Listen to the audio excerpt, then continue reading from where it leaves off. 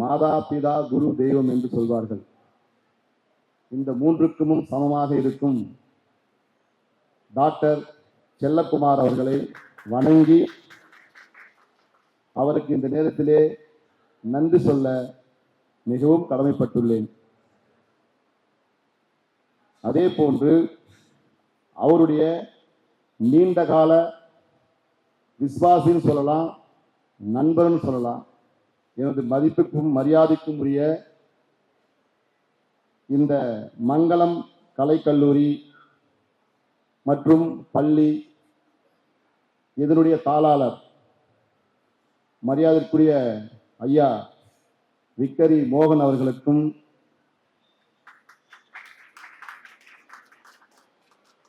Correspondent madam அவர்களுக்கும், என்னோடு இந்த நிகழ்ச்சிக்கு முழு ஒத்துழைப்பு தந்த அனைத்து ஆசிரியர் பெருமக்களுக்கும் இந்த நேரத்திலே நான் நன்றி சொல்ல கடமைப்பட்டுள்ளேன்.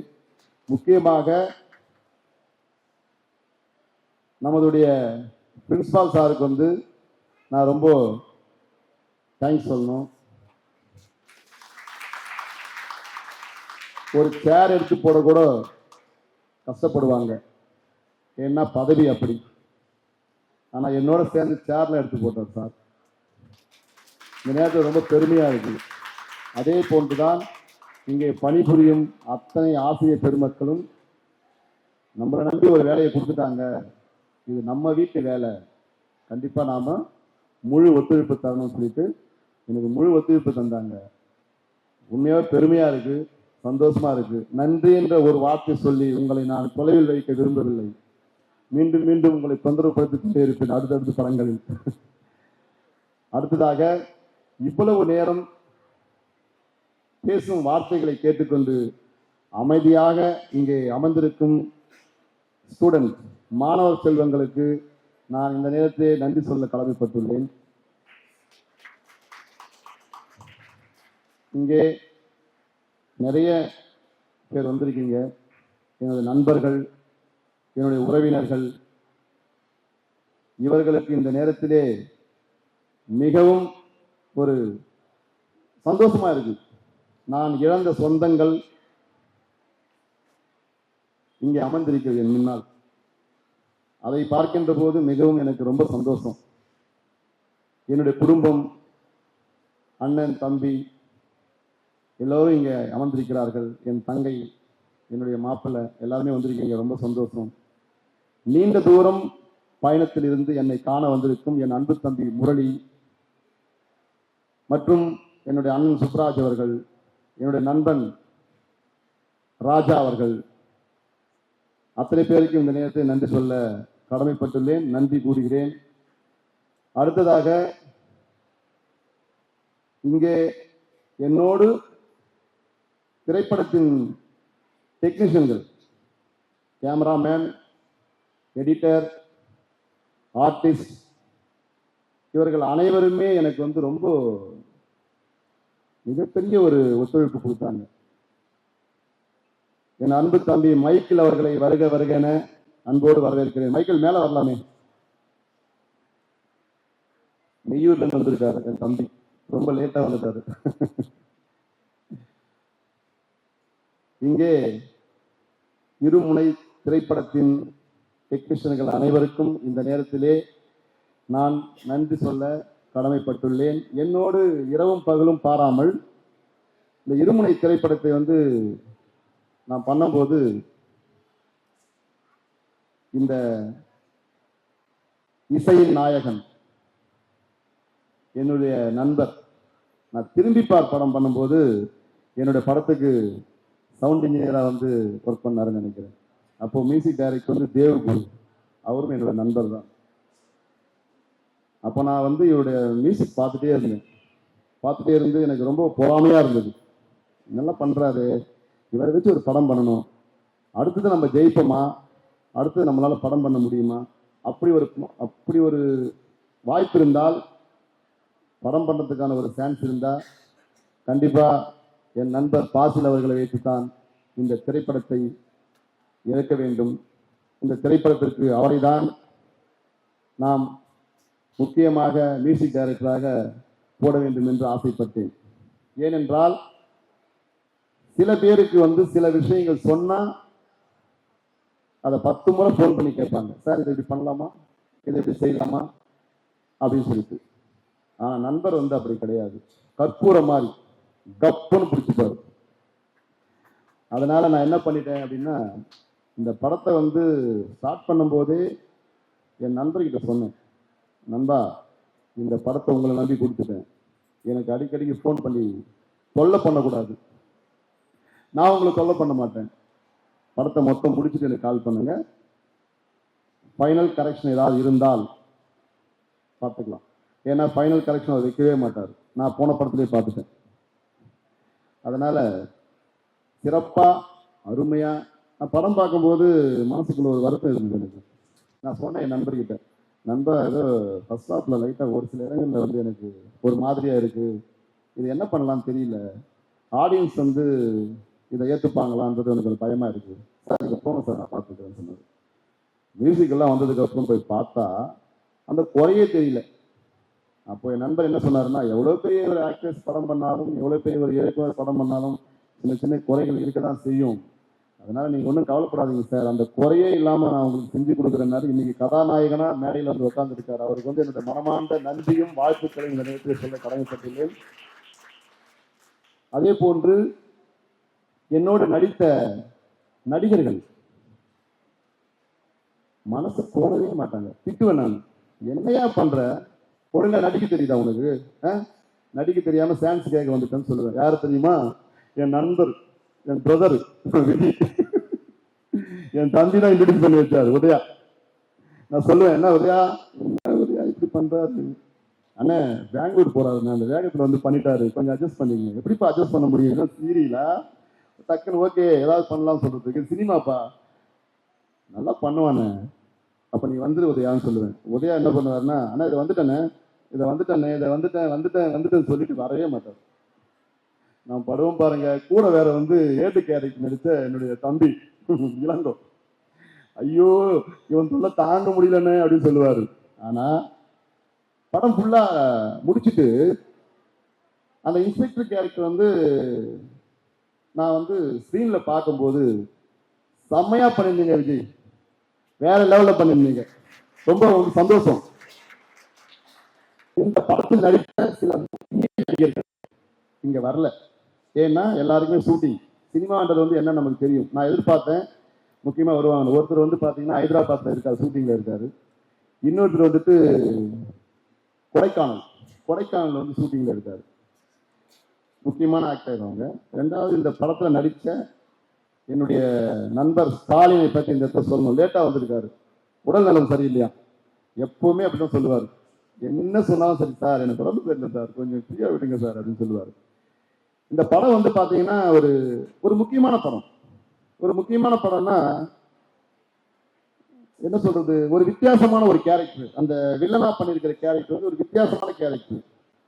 அந்த வித்தியாசமான கேரக்டர் பண்ணணும் அப்படின்னா அதுக்கு ஒரு வித்தியாசமான ஆள் தான் வேணும். அது என்ன பண்ணலாம்னு யோசிச்சு நான் நிறைய பேரை செலக்ட் பண்ணேன், முடியல. ஏன்னா இதுக்கு இந்த கேரக்டரே அந்த அந்த அந்த வில்லன் தான் அந்த படத்தினுடைய கேரக்டர், பண்ண முடியல, நம்மளே பண்ணிடலாமா அப்படின்னு யோசிச்சேன். சரி வேண்டாம், ஒரு வித்தியாசம் பண்ணுவோமே அப்படின்னு சொல்லிட்டு அப்போ நாங்கள் 2 பேர் ஒரு படம் பண்ணோம் சேர்ந்து. அந்த படம் அடுத்த ரிலீஸ் ஆக போகுதுன்னு நினைக்கிறேன். அது ப்ரொடக்ஷன் நம்பர் 2 ப்ரொடக்ஷன் நம்பர் 1 தெரியல, இல்லை சார் ப்ரொடக்ஷன் நம்பர் 2. அந்த படத்துக்கு இன்னும் பேர் வைக்கலன்னு நினைக்கிறேன் சார். அந்த படம் நான் பண்றதுக்காக நானும் சாரும் 2 பேரும் அந்த படம் பண்ணிட்டு இருக்கோம். அந்த படத்துல அவர் ஹீரோ, நான் வில்லன். ஆனா என்னுடைய படத்துல அவர் வில்லன், நான் ஹீரோ. அப்படி சாரிட்ட சொன்னேன், சார் இந்த கேரக்டர் நீங்க பண்ணா சூப்பரா இருக்கும், செம்மையா இருக்கும் சார், எனக்காக கொஞ்சம் பண்ணி கொடுங்களேன் சார். ஆக்சுவலா ஒரு பேசிக்காக பார்த்தீங்கன்னா மிகப்பெரிய ஒரு எடிட்டர், ஒரு டெக்னீஷியன், அதாவது ஒரு 500 பசங்களுக்கு கலரிஸ்ட் கிளாஸ் எடுக்கிறவர் ஃபிலிம் இன்ஸ்டியூட்ல. அப்ப இவருக்கு இந்த கேரக்டர் கொடுத்தா நல்லா பண்ணுவாருன்னு சொல்லிட்டு நான் கேட்ட உடனே, சார் என்ன சார் இது என்ன போயிட்டு அப்படின்னு சொன்னார். நான் சொன்னேன், இல்லை சார் நீங்க பண்ணா நல்லா இருக்கும் சார், கொஞ்சம் ப்ளீஸ் பண்ணுங்க சார் அப்படின்னு சொன்னேன். அப்போ நான் பண்ணிடுறேன் சார் அப்படின்னு சொன்னார். ஆனா ஷூட்டிங்ல பாத்தீங்க வச்சீங்கன்னா திட்டிகிட்டே இருப்பேன் அவர், சார் கொஞ்சம் நல்லா தான் பண்ணுங்களா சார், என்ன சார் இப்படி பண்றீங்க, எத்தனை சார் நான் என்னால் முடியல சார், நிற்க முடியல சார், ப்ளீஸ் சார் சொல்லுவேன். நல்லா பண்ணிடலாம் சார், கோவம்லாம் பட மாட்டாரு, கூலா பதில் சொல்லுவார், நல்லா பண்ணிடலாம் சார், பண்ணிடுவேன் சார் பண்ணிடுவேன் சார். அதாவது காலையில் ஒரு 9 o'clock வந்து கேமரா வைக்கிறேன்னு வச்சுங்களேன், சாப்பிட கூட நான் உட்கார மாட்டேன், ஏன்னா டென்ஷன். அவர் உட்காந்துருப்பார் ஜாலியாக. நான் சொல்லுவேன், என்ன சார் உட்காந்துருக்கீங்க சார், முடியல சார், டயர்டாக இருக்கு.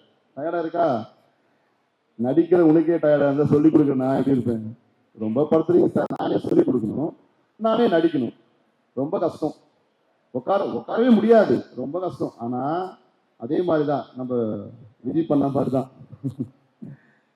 சார் வந்து எல்லாம் முடிச்சுட்டு நான் வந்து ஒரு முக்கியமான சீன், அந்த சீனில் பார்த்தீங்கன்னா செம்மையாக பண்ணியிருப்பார், வேற லெவலில் பண்ணியிருப்பார். ஒரு அதை வேற யாருக்கும் கொடுத்துருந்தா அந்த மாதிரி பண்ணியிருப்பாங்கன்னு தெரியல, ஏன்னா எல்லாமே பார்த்து பார்த்து நமக்கு பழகி போச்சு. பழைய முகங்கள் இப்படி தான் பண்ணுவாங்க, ஒரு பழைய முகத்தை போட்டோம், ஏற்கனவே நடித்தவங்களை போட்டோம் அப்படின்னா சார் வந்தால் இந்த மாதிரி ஸ்டைலில் பண்ணுவார், சார் வந்தால் இப்படி தான் பண்ணுவார்ன்ற மாதிரி ஒரு தாட் நமக்கு இருக்கும். ஆனால் புதுசாக ஒருத்தர் போடும்போது அவர் என்ன பண்ணுறாருன்னு வந்து ஆடியன்ஸ் எதிர்பார்ப்பாங்கனால அவருக்கு அந்த கேரக்டர் கொடுக்கும், அந்த கேரக்டர் வந்து மிக சிறப்பாக பண்ணார். அவருக்கு வந்து ஒரு கையால், அவருக்கு ஒரு எடுப்பிடி இருப்பார். அதை வந்து என்னுடைய அசிஸ்டன்ட் டைரக்டர் வந்து என் தம்பி வேலு வந்து பண்ணார், ரொம்ப சிறப்பாக பண்ணார் வேலு. நிறைய பேர் சொல்லுவாங்க, ஏங்க அவரை இல்லைனா போட்டுருக்காங்க, அவர் ரொம்ப அழகாக இருப்பார், அவருக்கு நான் இல்லைனா போட முடியும், நானே வந்து அவரை பார்த்தா ஹீரோ மாதிரி இருப்பார், இதெல்லாம் சரியில்லைங்க அப்படின்னு சொல்லுவேன். அந்த மாதிரி எல்லா நிகழ்ச்சி என்னை காண இவ்வளவு தொலைவு ராணிப்பேட்டையிலிருந்து வந்திருக்கும் என் அன்புக்குரிய அண்ணன் நற்குமரன் அவர்களை மேடைக்கு அழைக்கிறேன். ப்ளீஸ் ஸ்டேஜ் அண்ணா. என்னுடைய நீண்ட கால 20-25 கால நட்பு, மறக்க முடியாத சொந்தம். தம்பிக்கு ஒண்ணுன்னா நேரம் வீட்டை வந்துருப்பார், கார் எடுத்து, என்னடா பிரச்சனை உனக்கு அப்படின்னு சொல்லி, அந்த மாதிரி ஒரு அண்ணன். இது போன்று வந்து பார்த்தீங்கன்னா நிறைய விஷயங்கள் வந்து இங்கே நிறைய விஷயங்கள் நான் சொல்லணும். டெக்னீஷியன்லாம் அந்த மாதிரி பண்ணாங்க. மரியாதைக்குரிய அண்ணன் குபேந்திரன் அவர்களை மேடைக்கு அழைக்கிறேன். அண்ணா வாங்க. அப்படி டெக்னீஷியன்கள் வந்து ஒவ்வொருத்தரும், தம்பி மதன் அவர்களை வருக வருகன்னு வரவேற்கிறேன். லேட்டாக வரீங்க போல இருக்கு எல்லாரும். ஓகே. அப்போ இந்த படத்துல வந்து பாத்தீங்கன்னா நான் சொல்லக்கூடிய இடத்துல வந்து ஒரு முக்கியமான கேரக்டர், ஃபர்ஸ்ட்ல இருந்து லாஸ்ட் வரைக்கும் அவர் தான் அந்த படத்துக்கு ஹீரோவே அவர் தான் வச்சுங்களேன்.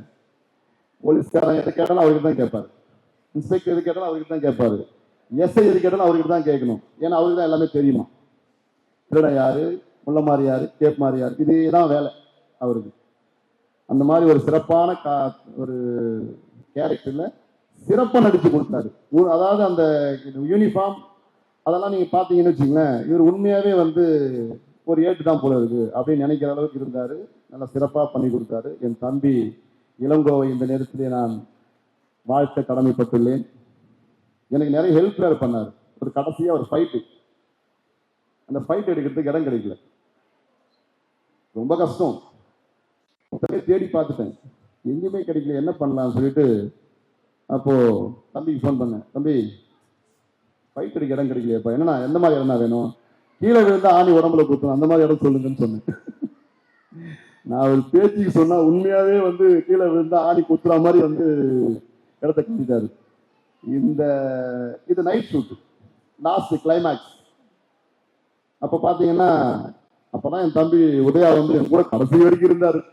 அப்பா வந்துட்டான்ப்பா என் தம்பி, அப்ப வந்து ஓகே தான் அப்படின்னு சொல்லிட்டு என்னோட உடம்புல வந்து பாத்தீங்கன்னா 18 இடத்துல துரும்பு பிடிச்ச கம்பி, ஆணி, இதெல்லாம் வந்து என்னுடைய உடம்பு ஃபுல்லா ஏறிடுச்சு.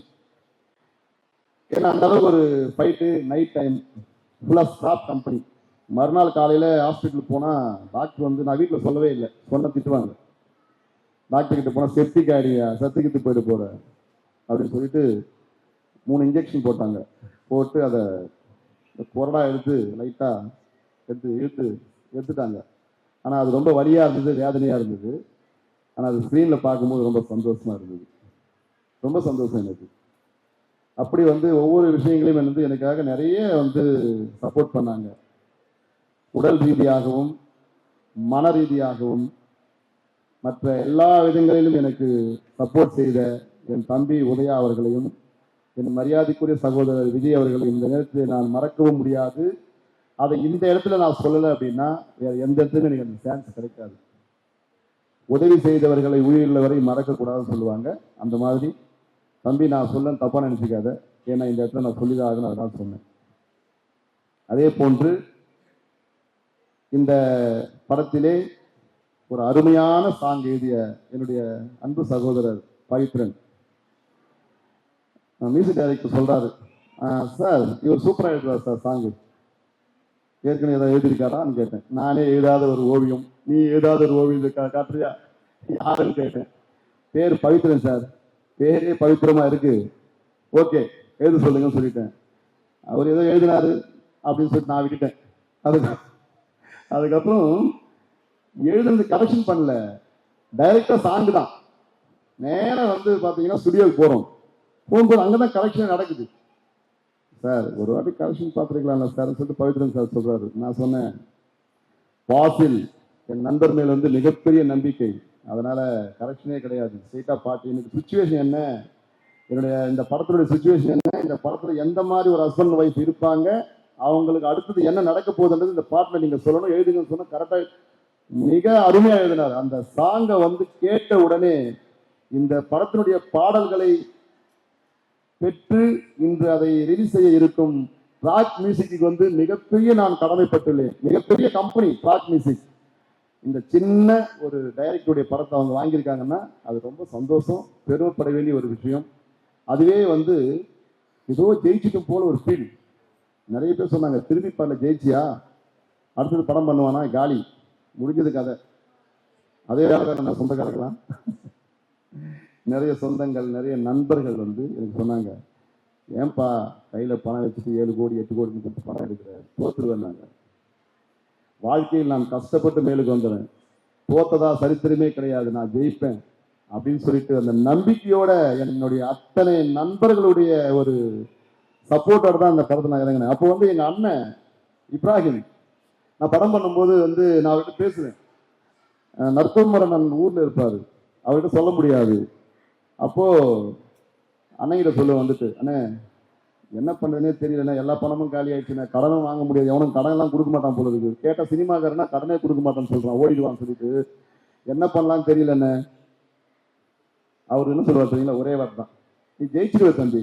ஜெயிச்சிருவனா, நான் பணம் இல்லைன்னு சொல்லிட்டு சொல்றேன், நீங்க ஜெயிச்சிருவீங்கன்னு சொல்றீங்க, பணமே ரிலீஸ் பண்ண முடியாது. அந்த மாதிரியான ஒரு சூழ்நிலைகள் வந்து எனக்கு அமைஞ்சு போச்சு. மிகப்பெரிய ஒரு விபத்து, படம் ரிலீஸ் பண்றதுக்கு முன்னாடி எனக்கு வந்து பாத்தீங்கன்னா ஒரு மிகப்பெரிய ஒரு விபத்து, கை 2 துண்டா போயிடுச்சு, அவ்வளவுதான், வாழ்க்கை முடிஞ்சு போச்சு. கடைசி நாள் ஷூட்டு, காசு இல்லை, நான் கையில வச்சிருந்த என்னுடைய வண்டியை கொண்டு போய் வித்துட்டேன். 6 மணிக்கு நான் வந்து செட்டில்மெண்ட் பண்ணணும் பணத்தை, 5 மணிக்கு வந்து சிவா கார்ஸ் கொளத்தூர்ல இருக்கு, அந்த கார் கம்பெனிக்கு ஃபோன் பண்ணி, சார் என்னுடைய வண்டியை எடுத்துக்கோங்க சார், எனக்கு எவ்வளவு போதோ தெரியாது, ஆனா எனக்கு ஒரு 5 லட்சம் மட்டும் கொடுங்க சார் சொன்னேன். ஏன்னு கசக்கவா செய்யும். உடனே அவர் ஓகே சார் வண்டி அனுப்புங்க சார், வண்டி நாளைக்கு காலைல கொண்டு கொடுங்க சார், பணத்துக்கு உடனே போட்டார். ஏன்னா கௌரவ பிரச்சனை, ஷூட்டிங் முடிச்ச உடனே பணம் கொடுக்கலன்னா நம்மளை வந்து ஒரு மாதிரியா பேசுவாங்க, இவன்லாம் படம் எடுக்க வந்துட்டான் எதுக்கு வந்தான்னு தெரியலன்னு சொல்லுவாங்க. அதனால அந்த வண்டியை கொடுத்துட்டு படம் பண்ணி கை உடஞ்சி போச்சு, ஹாஸ்பிட்டல் அப்போலோ ஹாஸ்பிட்டல் அட்மிட்டு, 20 நாள் கழிச்சு வீட்டுக்கு வரேன். என் கூட பிறந்த தங்கச்சி அவ தான் என்னை பார்த்துக்கினான், வீட்டில் யாருமே இருக்க மாட்டாங்க, என் தங்கச்சி மட்டும் தான் என்னை பார்த்துப்பா. அப்படி ஒரு கால சூழ்நிலைகள், அதையெல்லாம் கடந்து படம் ரிலீஸுக்காக வருது, படம் ரிலீஸ் பண்ணணும். அந்த நேரத்தில் எனக்கு மிகப்பெரிய உதவி செய்தவர் என்னுடைய நண்பர், இன்னைக்கு டிஸ்ட்ரிபியூட்டரா இருக்காரு, சிவானி ஸ்டுடியோ செந்தில் அவர்கள் மிகப்பெரிய உதவி செஞ்சார் எனக்கு. செந்தில வந்து லைஃப்ல வந்து நான் மறக்கவே முடியாது, அந்த மாதிரியான ஒரு உதவி எனக்கு வந்து அவர் செஞ்சாரு. அதுக்கப்புறமா அந்த மாதிரியான ஒரு உதவி வந்து எனக்கு செஞ்சாரு, அவரெல்லாம் இந்த நேரத்தில் நான் மறக்க முடியாது. அப்படியே வந்து பாத்தீங்கன்னா படம் ரிலீஸ் ஆகுது, ரிலீஸ் ஆகும்போது சார் இத்தனை சோதனைகளையும் கடந்து நம்ம வந்துட்டுமே அப்படின்னு சொல்லி என்னுடைய நண்பர்கள் மீடியா இப்போ வந்திருக்காங்க, எல்லாருமே லைஃப்ல மறக்க முடியாத நண்பர்கள். அவங்க மீடியா மட்டும் கிடையாது, என்னுடைய சகோதரர்கள், என்னுடைய நண்பர்கள். என்னை காப்பாற்றின கடவுள் அவங்க தான். அவங்க தான் சப்போர்ட் பண்ணாங்க. ஆனா கவலைப்படாதீங்கன்னா, என்ன நேருக்கு வெற்றி தோல்வி சகஜம், நாங்க பாத்துக்கிறேன்னு சொல்லிட்டு படம் வந்து first day, second day, third day சென்னையில வந்து ஓரளவுக்கு ஒரு சில தேட்டர் எடுத்துட்டாங்க. ஏன்னா சரியான மழை, வரலாறு காணாத மழை. அனைத்து படங்களும் கேன்சல். நம்ம படம் மட்டும் கிடையாது, எல்லா படமே கேன்சல். நேரா வந்து எனக்கு பிடிச்ச கோயிலுக்கு போய் உட்காந்துட்டேன், சாமியார போயிடணும். ஏன்னா அவதான் வாழ்க்கை முடிஞ்சு போச்சு, நீ நம்ம கடங்காரம் தான் சொல்லிட்டு நான் வணங்கும் கடவுள் என்னை காப்பாற்றினார். என்னுடைய திரைப்படம் 25 நாட்கள் வெற்றிகரமாக தியேட்டர்ல ஓடிச்சு. விடாமுயற்சி விஸ்வரூப வெற்றின்னு சொல்லுவாங்க. நான் ஜெயிச்சேன், ரொம்ப பெருமையா இருந்தது. நான் நிறைய விஷயங்கள் இழந்தேன், அது மறுபடியும் எனக்கு கிடைக்கும்னு தெரியும். அந்த சொந்தங்கள் இங்க உட்கார்ந்துருக்காங்க. அப்படி வந்து ஒவ்வொரு விஷயமும் வந்து நான் ஏதாவது வந்து இந்த நம்ம ஸ்டூடெண்ட்ஸுக்கு நான் சொல்லக்கூடிய விஷயம் தான். எப்பவுமே வந்து கடைசி பெஞ்ச் ஸ்டூடெண்ட்ஸ் நம்ம வந்து படிப்போமோ படிக்க மாட்டோமோ, நம்ம வந்து சக்சஸ் ஆகுமோ சக்சஸ் ஆக மாட்டோமோலாம் கிடையாது. நல்ல ஆசிரியர்கள் இருக்கிற வரைக்கும் கண்டிப்பா நீங்க எந்த பெஞ்சில் உட்கார்ந்தாலும் ஜெயிப்பீங்க. உங்களுடைய உணர்வுகளும் கடமைகளும், நாம் அடுத்தது என்ன செய்யணும்ன்ற எண்ணங்களும் உங்களுக்கு இருக்கணும். திரைப்படம் என்பது ஒரு பகுதி, அதற்கு பிறகு நிறைய விஷயங்கள் நீங்க சாதிக்க வேண்டிய விஷயங்கள் நிறைய இருக்கு. அதுதான் நீங்கள் செய்யணும். முக்கியமா வந்து இந்த படத்துடைய கதாநாயகி திரு சஜினி பாண்டியன் அவர்களை பற்றி நான் இந்த இடத்துல வந்து சொல்லணும். அவங்க சொல்றாங்க ஏற்கனவே எங்க சந்திச்சாங்க எப்படின்னு சொல்லிட்டு. ஆனா நான் போயிட்டு சொன்னேன், மேடம் நம்ம ஒரு படம் பண்றோம், அந்த படத்தை நீங்க நடிக்கிறீங்க. என்ன சார் நடிக்க போறேன் நான்? நீங்க தான் மேடம் ஹீரோயினி. என்னது ஹீரோயின் என்ன சொல்றீங்க? ஆமா மேடம், நீங்க தான் ஹீரோயின். எனக்கு நடிக்க அந்த அளவுக்கு வரல. அவங்க பிச்சு எடுத்துட்டாங்க. நீங்க தியேட்டர்ல பார்த்தா தெரியும், சரியா பண்ணியிருப்பாங்க. ஒரு ஹஸ்பண்ட் ஒய்ஃபுக்குள்ள என்ன எப்படி வந்து அந்த ரிலேஷன்ஷிப் இருக்கணும், எந்த மாதிரி வந்து கணவர்கள் வந்து. இந்த படத்துடைய கதையே என்ன அப்படின்னு சொன்னா, இன்னைக்கு சம்பாதிக்காத ஒரு புருஷனை மனைவி எப்படி நடத்துறாங்க, ஒரு புருஷன் சம்பாதிச்சா அந்த மனைவி எப்படி நடத்துறா, இதுதான் கதையினுடைய கரு. அப்படி ஒரு அது இவங்களுக்காகவே வந்து அந்த கதையை எழுதணும்ன்றது வந்து எனக்கு ஒரு சந்தோஷம். ஏன்னா அப்படி பண்ணியிருக்காங்க, சூப்பரா பண்ணியிருக்காங்க, அருமையா பண்ணியிருக்காங்க. இந்த நேரத்தில் வந்து ரஜினி அவர்களுக்கு வந்து நான் நன்றி சொல்லவும் வாழ்த்துக்கள் கூறவும் சந்தோஷமா இருக்கு, ரொம்ப சந்தோஷமா இருக்கு. அது போன்று இங்கே அமர்ந்திருக்கும் என் அருமைக்குரிய அண்ணன் லயன் ரமேஷ் அவர்களை இந்த நேரத்திலே நான் மறக்கவும் கூடாது. ஏன்னா நிறைய எனக்கு சப்போர்ட் பண்ணியிருக்காரு. அவர் சொன்னார் இல்லை, நான் வந்து ஆடியோ லான்ச்சுக்கு போன டைம் கூப்பிட்டாரு, நான் வரவில்லை என்றாலும் அவர் மனதிலே நான் இருப்பேன். ஒரே போன் தான், ஒரு ரிங்கு இல்லை, 2வது ரிங்கு தான் ஆகும். 2வது ரிங்லே போன் எடுத்துருவாரு. எடுத்து என்ன கிரி என்ன போன் பண்ணிருக்கீங்கன்னு கேட்பாரு. அப்படி சப்போஸ் அவர் போன் எடுக்கல வச்சுக்கீங்களேன், அவர் போன் பண்ணுவாரு. ஆனா ரொம்ப பிடிக்கும். அவர் சொல்ற வார்த்தை என்ன நம்ம சொல்லுவார் தெரியுங்களா? என்னப்பா, என்ன தம்பி, சாரி கோச்சிக்காத, நான் வந்து கொஞ்சம் வேலையா இருந்தேன், போன் அங்கே வச்சுட்டு போயிட்டேன். ஏன்னா அவர் சொல்ல வேண்டிய அவசியம் கிடையாது, ஆனால் இருந்தாலும் அந்த வார்த்தையை வந்து அவர் சொல்லுவார். அதனால ரொம்ப ரொம்ப சந்தோஷம்.